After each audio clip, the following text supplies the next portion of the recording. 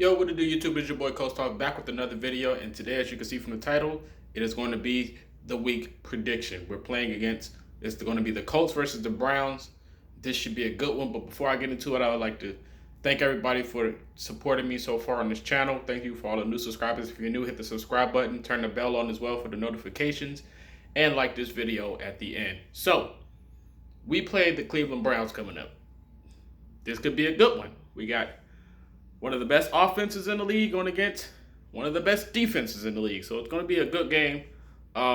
They're pretty gritty on defense as well. I'm not going to lie. They got some talent on that side as well. So they're talented. It looks like Baker's finally finding his groove at the quarterback position behind the Cleveland offensive line. So one of the goals we got to do this game is put pressure on Baker Mayfield. We know Baker Mayfield is target happy and he likes to throw to a specific target. He kind of has that Phillip Rivers vision. When he sees a wide receiver, he's just going to eye him down and throw it to him. He doesn't try to fake it out or look across the field to other options. He's pretty predominantly focused on one receiver most of the time when he's throwing the football. So we want to put pressure on him like we did last week with Nick Foles in Chicago. We put pressure on him and force bad throws. We get the defense to show up and win us the game per usual, and we walk out with a W. I like that game plan a lot. I like the defense winning games for us because, you know, the motto is defense wins championships, right? So I want the defense to win the game for us. I said championship, even though I do want that. I want them to win this game for us, go out with a fight, and force Phillip Rivers to be a game manager. Game manager Phillip Rivers would probably be the best thing for this Colts offense right now because we're not finding our sync, and we still need to get things figured out. We got to figure out the run game. We got to make sure all our wide receivers stay healthy. We got to figure out a specific scheme for them, because it's just all over the place at the moment. I'm not going to lie. It's all over the place. We got a bunch of injuries. We're trying to figure things out. Still work out the kinks. We're just settling for field goals on offenses is not a good move at all for the Colts. But I will say, if we have to figure out by kicking field goals to put up some points, that's what we're going to have to do. Look, I'm not going to lie to you guys.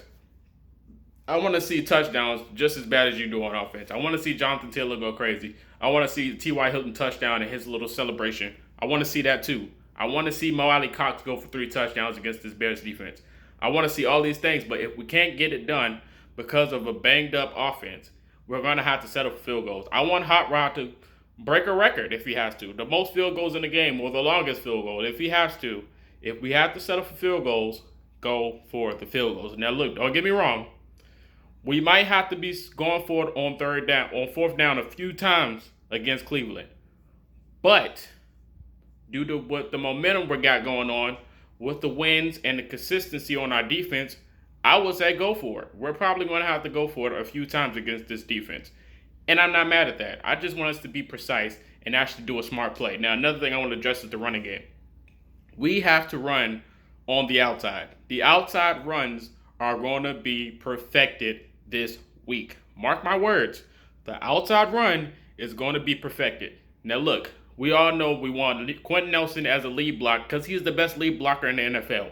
He can run outside on the toss and lead block and force a first down. We've seen it all the time. Last year with Marlon Mack and his big runs, and we've seen some of it this year with Jonathan Taylor and Jordan Wilkins and Naeem Hines on their little spurts on the outside runs. We have a great lead blocker ability, and we can get that going. Now with the injuries, Anthony Costanzo is hurt. Darius Leonard might not play this week. He was limited in practice, so that's going to be tough. And TJ Carey, we know Michael Pittman's out. So we know we're going to be lacking on the middle linebacker position because EJ Speed's hurt as well. And Bobby's hurt. So it's going to be tough for the middle linebacker position for us to figure it out. But I feel like we're still going to have a chance to win this game without them because last week when Darius went down, the defense stepped up. The defense stepped up to the plate and got the job done. So I'm going to rely on this defense to win us this game this week. The score prediction, we're probably going to win by 6 or 10. I'm not going to say it's going to be a blowout because it's going to be a good fight. The Cleveland Browns are going to put up a good fight against us. I'm not going to lie. But it's going to be maybe a 6 to 10 point win, and we're going to walk out happy, lead the division still, and make the playoffs this year. We're making the playoffs. I'm telling you guys this now. We're going to make the playoffs.